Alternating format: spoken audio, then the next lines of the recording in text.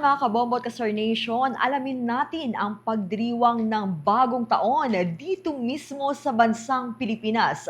Magkakaibang mga tradisyon at mga pamahiin ng mga Pinoy sa pagpasok ng bagong taon. Ating tunghayan, suwerte o malas, totoo nga ba? Narito ang special report na inihanda ni Bombo Isa Cotoner. Sa pagpasok ng bagong taon, para sa mga Pilipino, ito ay bagong pag-asa at pagkakataon na pupunuin. Iba-iba man ang paniniwala kung paano salubungin ang bagong taon, isa ang tiyak. Pagbubuklod ng pamilya ang pinakamahalaga.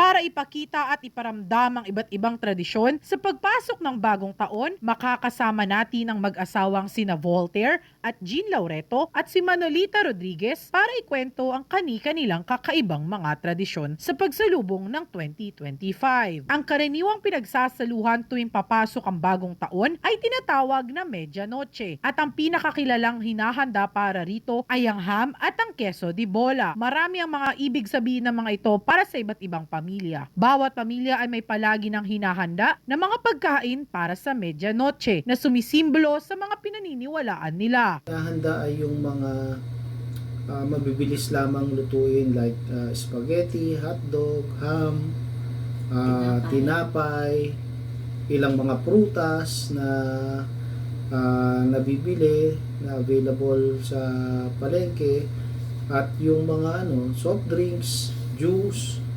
lasagna, steamed fish, para nga kailangan may variety, hindi lahat karne at baboy. Kailangan meron ng isda, yung mga seafoods. Yun na ang handa namin. Kasi dati meron rin sa amin nagdadala ng oyster.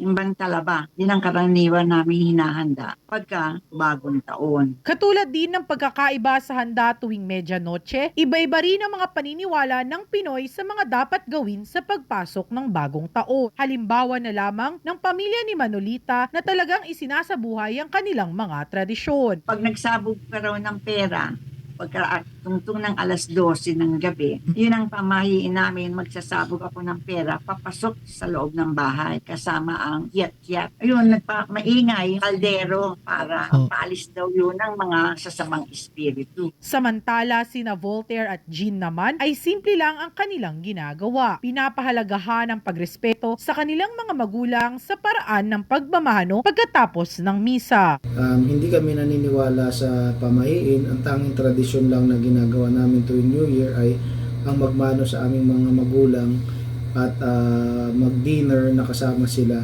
at aming ibang mga kamag-anak at pamangkin. So since na-mention nga ni Voltaire na hindi kami naniniwala sa pamahiin, so wala kaming pamahiin bilang Katoliko, at since servers kami sa simbahan, nagiging abala kami before the Mass sa pagpe-prepare sa services, and afterwards, yun nga, nag-celebrate kami kasama yung pamilya namin. Ang pamilya ni Manolita ay may tradisyon sa paggawa ng suman ng sama-sama bago ang araw ng bisperas ng bagong taon. Sumisimbolo ito para sa kanila na hangad pa rin nila ang madikit o malapit na pagsasama-sama ng pamilya sa isang buong taon. At 30 pa lang ng Disyembre, nagpe-prepara na kami ng paggawa ng suman. And then, halos lahat ng mga bata, mga pamangkin ko, sama-sama nagtutulong-tulong kami. Meron nagsasalag ng dahon ng saging, may nagpe-prepare ng malagkit, ganon. Sina Voltaire at Jean naman ay hindi naniniwala sa kahit anong klaseng pamahiin na mga nauuso dahil para sa kanila, ang mga magagandang bagay na nangyayari sa kanila ay hindi swerte. Ngunit isa itong blessing o biyaya dahil sa patuloy nilang pananampalataya. Katulad na sinabi namin kanina, hindi kami naniniwala sa pamahiin at sa ibang mga tinatawag nilang pampaswerte tuwing New Year. Dahil ang bilang Katoliko, naniniwala kami na ang tanging nagbibigay lang ng blessing ay si Lord, at sa Kanya lang lahat yun ang gagaling para maibigay sa amin sa buong isang taon. Hindi swerte ang tawag namin, kundi blessing.